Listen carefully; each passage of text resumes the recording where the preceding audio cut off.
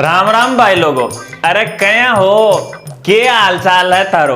Comment करके मने जरूर बताओ। एनएफएसए या फिर खाद्य सुरक्षा राशन कार्ड की ई-केवाईसी को लेके आप सबके लिए एक बड़ा वाला अपडेट है। जिन भी परिवार के किसी एक सदस्य के भी ई-केवाईसी नहीं हुई थी, जिसकी वजह से आपको राशन नहीं मिल रहा है, अब आपको पुनः अवसर दिया गया है ई-केवाईसी का। जी हां, अब आप अपने पुनः है ई-केवाईसी करवा सकते हो। कैसे करवाना है, कैसे होगी, क्या प्रोसेस है, इस बारे में इस वीडियो में आपको पूरी जानकारी है वो बताने वाला हूं। नमस्कार साथियों, मैं हूं आपका अपना साथी राजगुरु जी। दोस्तों, सबसे पहले तो आप सभी से हाथ जोड़ के माफी चाहता हूं। और माफी देखिए इसलिए चाह रहा हूं क्योंकि देखिए इन दिनों में भी मैं वीडियो हमारे इस चैनल पे अपलोड नहीं कर पाया था, जिसका मुझे खेद है, दुख है। लेकिन देखिए, मैंने कई बार आपके साथ बातें शेयर की हैं कि यार थोड़ा सा घर के कार्यों में ज्यादा ही व्यस्त हूं, बस कुछ दिनों की बात हो रहा है, फिर एकदम फ्री हो जाएंगे। रोजाना आपके लिए लेटेस्ट अपडेट है वो मैं लेके आऊंगा। अब यहां पे देखिए, एनएफएसए ई-केवाईसी को लेके बड़ा अपडेट है और शायद इसके बारे में किसी क्रिएटर ने आपको ये जानकारी दी होगी। अब दोस्तों यहां पे देखिए, मैं आपको बताना चाहूंगा, सबसे पहले इसे समझिएगा। आपको पता है कि अपने राजस्थान सरकार या संबंधित विभाग के द्वारा जिन परिवार को एनएफएसए के तहत फ्री वाली गेहूं मिल रही थी, तो उन सभी परिवार के सदस्यों की ई-केवाईसी करवानी थी, बायोमेट्रिक, ठीक है ना। और इसकी जो लास्ट डेट थी वो 31 मार्च 2025 थी। लेकिन 31 मार्च 2025 तक अधिकतर परिवारों ने अपनी ई-केवाईसी करवा दी, लेकिन कुछ परिवारों ने नहीं करवाई। ऐसा भी हो सकता है कि परिवार के कुछ सदस्यों ने नहीं करवाई। कुछ सदस्य ऐसे हो सकते हैं जो विदेश चले गए हैं या दूसरे राज्य में कमाने के लिए चले गए, लेकिन वो अभी यहां पे लौट के आ गए। कुछ परिवार के सदस्य ऐसे हो सकते हैं जो बिल्कुल बूढ़े हो चुके, ना तो उनकी बायोमेट्रिक आ रही है, ना उनकी आंखों की पुतली है वो काम कर रही है, यानी चलने फिरने में असमर्थ हो या शारीरिक किसी प्रकार का कोई दोष हो। तो ऐसे में उन परिवारों की या उन सदस्यों की ई-केवाईसी नहीं हुई, तो संबंधित विभाग के द्वारा है उनका नाम है राशन कार्ड से डिलीट कर दिया। और डिलीट होने के उपरांत उन परिवारों को है गेहूं नहीं मिल रही थी। तो ऐसे में अफरा तफरी तो जाहिर सी बात है वो मचनी थी। लेकिन एक बार फिर से ऐसे परिवारों को, इसे समझिएगा, देखिए ये जो ई-केवाईसी है ना, नए राशन कार्ड वालों के लिए नहीं है। जिनको पहले से ही यहां पे खाद्य सुरक्षा के तहत गेहूं मिल रही थी और ई-केवाईसी की वजह से है नाम डिलीट हो गया, गेहूं नहीं मिल रही, उनके लिए ई-केवाईसी है। तो ऐसे परिवारों को यहां पे पुनः मौका दिया गया।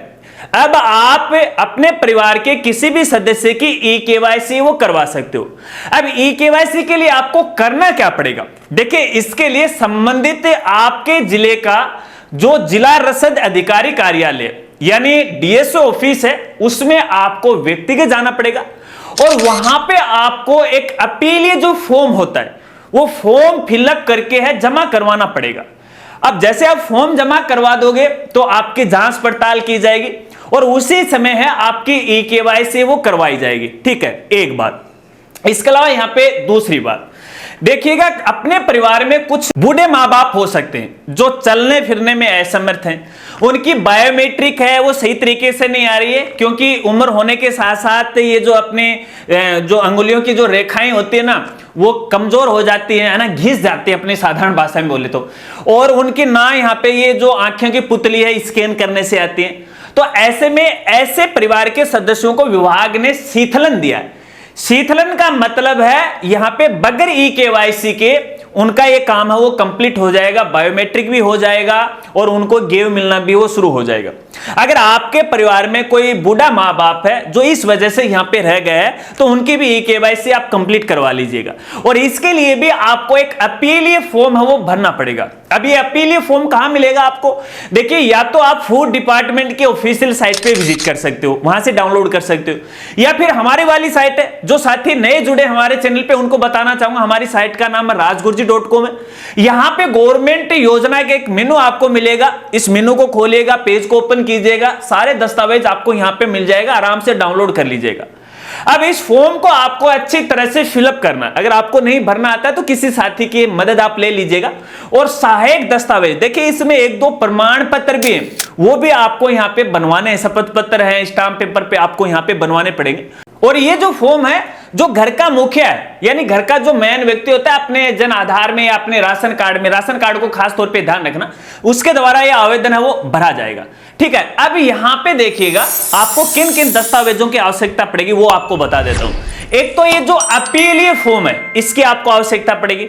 इसके अलावा यहां पे आपके राशन कार्ड की आवश्यकता पड़ेगी, आपके जन आधार कार्ड की आवश्यकता पड़ेगी, आपके आधार कार्ड की आवश्यकता पड़ेगी। अब यहां पे देखिए आधार कार्ड, जिस कैंडिडेट की ई-केवाईसी नहीं हुई है उसके आधार कार्ड की आपको आवश्यकता पड़ेगी।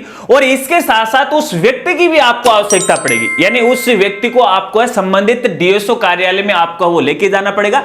लेकिन मैं यहां पे आपको एक राय देना चाहूंगा, अगर आपके परिवार में बूढ़े मां बाप हैं जो चलने फिरने में असमर्थ हैं, तो उनकी केवाईसी करवाने के लिए एक बार है आप खुद व्यक्तिगत जाके है, अपने बूढ़े माँ बाप को साथ में वो मत लेके जाएगा और उनका एक वीडियो बना के है साथ में रिकॉर्ड करके ले जाएगा। देखिए बूढ़े उन जो भी संबंधित अधिकारी हैं डीसीओ कार्यालय के अंदर, देखिए बूढ़ा माँ बाप है, चलने फिरने में असमर्थ, तो इसलिए मैं यहाँ पे खुद व्यक्तिगत वो चल के आया हूँ।